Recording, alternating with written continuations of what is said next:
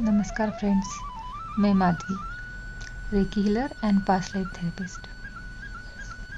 निकिता मेरी फ्रेंड, उसे अपने पास्ट लाइफ देखनी थी, तो हमने सेशन स्टार्ट किया। जस्ट क्यूरियोसिटी वश उसे अपनी पास्ट लाइफ देखनी थी। हमने बड़ी श्रद्धा और विश्वास से गुरु को प्रणाम करके, एंजल्स को प्रणाम करके सेशन स्टार्ट किया। इसके पहले मैंने 8 लोगों को मैं उनकी पास्ट लाइफ दिखा चुकी थी, पर निकिता बड़ी ही रिसेप्टिव थी, बड़ी ही बहुत ज़्यादा गुड सब्जेक्ट थी। वो जल्दी से अपने पास्ट लाइफ में चली गई और बड़ी क्लियर उसने मुझे बातें बताई। जैसे ही वो पास्ट लाइफ में एंटर हुई, उसने अपने खुद को एक गोरी सुंदर लड़की के रूप में देखा जो फ्रांस में रहती थी। उसने फ्रांस में बताया और अपना खुद को एक सुंदर लड़की के रूप में देखा जिसकी आंखें भूरी थी। और फिर मैंने उसको घर जाने के लिए कहा, घर में देखने के लिए कहा। मैंने कहा उसको कैलेंडर देखो, क्या डेट है। कैलेंडर उसको दिखा पर वो डेट नहीं समझ पाई, ईयर नहीं समझ पाई। पर उसने अपनी मम्मी को देखा जो किचन में काम कर रही थी। छोटे छोटे भाई बहन थे, खेल रहे थे, पापा थे। तो मैंने कहा कि इस लाइफ में कोई रिलेट करता है, उस लाइफ में कोई है, मम्मी पापा और भाई बहन। आंखों में देखने के लिए कहा, पर उसने कहा नहीं, इस लाइफ में नहीं है वो कोई। तो फिर उसने मुझे बताया कि पापा बहुत परेशान हैं। मैंने कहा क्या हुआ, क्यों परेशान है। तो उसने बोला कि पापा को बिजनेस में लॉस हुआ है, किसी ने धोखा दिया है और धोखा देने वाला खुद का भाई है, तो इस वजह से पापा बहुत नाराज़ थे। फिर मैंने उसको एक महत्वपूर्ण घटना की तरफ जाने के लिए कहा। तो उसने देखा खुद को मार्केट में खड़ी थी और इतना बड़ा तूफान आया था कि कोई तो हिल भी नहीं पा रहा था, ना सांस ले पा रहा था। उसके मम्मी पापा छत पर थे, भाई बहन गेट को पकड़ के खड़े थे और मम्मी पापा छत पर थे। तो मैंने उसको आगे जाके देखने के लिए कहा कि आगे क्या हुआ देखो। तो आगे ये हुआ कि सब मर गए, कोई भी नहीं बचा, मम्मी पापा भाई बहन और ये खुद भी। तो इसको मैंने सोल निकलते वक्त देखने के लिए कहा। इसकी सोल निकली जो वाइट कलर की थी, ऊपर जाके स्पिरिट गाइड से मिली। स्पिरिट गाइड ने इसको बहुत समझाया, काउंसलिंग किया। और इसका जीवन का उद्देश्य, हर एक व्यक्ति का जीवन का एक उद्देश्य होता है जो हमें स्पिरिट गाइड से पूछ सकते हैं पास्ट लाइफ में जाके। इसने पूछा तो इसको वही था कि लोगों को समझाओ, जागरूक करो और लोगों की हीलिंग करो।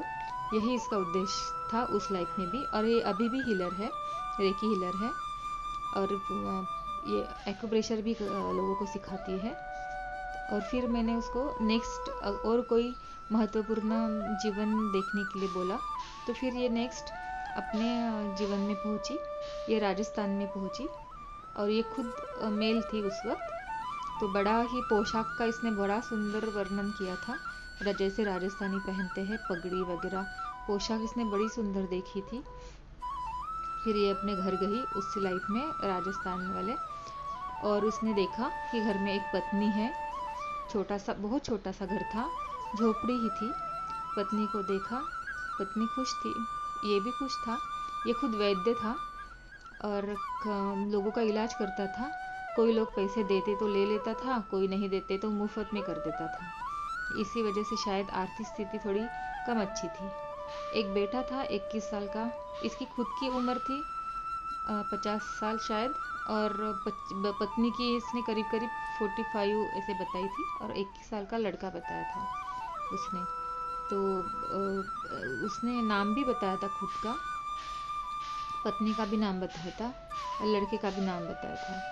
पर ये नाराज़ थी क्योंकि उसका लड़का वैद्य नहीं बनना चाहता था, इसकी वजह से थोड़ी नाराज़ थी। तो फिर मैंने उसको और सिग्निफिकेंट मोमेंट में जाने के लिए कहा। तो उसने अपने खुद को कुएं के सामने खड़ा पाया। कुएं में लाशें पड़ी दिखी उसको। तो रीज़न ये था कि सरपंच गांव का, उसने कुछ षड्यंत्र करके लोगों को मारा था, लोगों को जहर पिला के मारा था। और डर के वजह से काफ़ी लोग गांव छोड़ के चले गए थे। सरपंच भी यही चाहता था क्योंकि उसको ज़मीनें चाहिए थी इन लोगों की। और ये नहीं भाग पाया, इसको पकड़ लिया, या फिर ये जानबूझ के नहीं भागा क्योंकि ये तो खुद वैद्य था और ये शायद सरपंच की पोल खोलना चाहता था, ऐसा कुछ था। तो इसीलिए ये नहीं भाग पाया या नहीं भागना चाहता था। पर पत्नी और बच्चा चले गए थे छोड़ के ये गांव, बहुत सारे लोग वो गांव छोड़ के चले गए थे। तो इसको फिर पकड़ के उन लोगों ने, सरपंच के लोगों ने जहर पिलाया। तो मेरे बिना पूछे ही वो बोलने लगी, ये जो सरपंच है ये मेरे करंट लाइफ में, मेरे गांव में, अब सिटी में रहती है वो, करंट लाइफ में एमएलए है। तो ये करंट लाइफ का एमएलए जो पिछले जन्म में सरपंच था और सरपंच ने ही इसकी हत्या की थी, वो अभी एमएलए है उसके गांव का। फिर इसकी इसका वो पीने के बाद ज़बरदस्ती से इसको विष पिलाया गया। क्या पिलाया, वो बोल रही थी एक काढ़ा है वो पिला रहे, ज़बरदस्ती से पिला रहे थे। फिर पीने के बाद इसका पूरा शरीर नीला पड़ गया था और सोल निकली वाइट कलर की थी, ऊपर गई।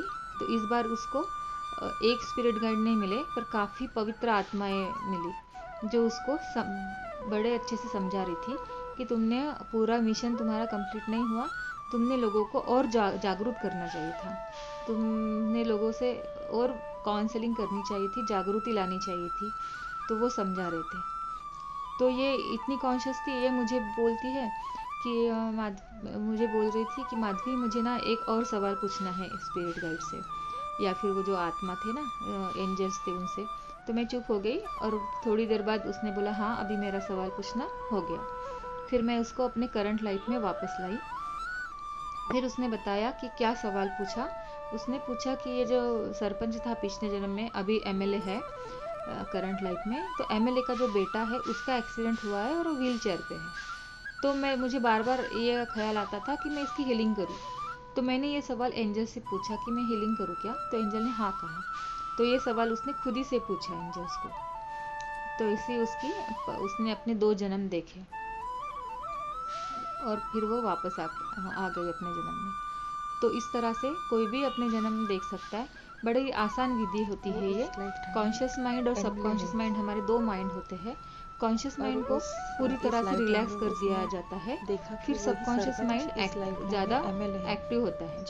तो वो सब बातें सबकॉन्शियस माइंड में स्टोर होती है, जन्मों जन्मों की, हमारे बचपन की सारी यादें। तो सबकॉन्शियस माइंड हमें उस जगह पे लेके जाता है। हम अगर सवाल पूछे कि हमारे इस दुख का क्या कारण है पिछले जन्म से, तो उसी जन्म पे वो लेके जाएगा। और फिर यही सवाल सबकॉन्शियस माइंड बहुत स्मार्ट होता है, जैसे भगवान ही है। मेरे मन में गीता में बोलते हैं कि सब में भगवान है।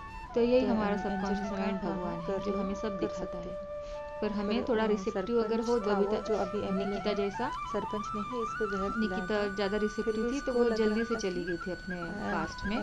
हमें पास्ट देखने के लिए थोड़ा मेडिटेशन की वगैरह प्रैक्टिस करनी चाहिए ताकि हम जल्दी से पास्ट में जा सकें। तो इस तरह ये आज सेशन हुआ।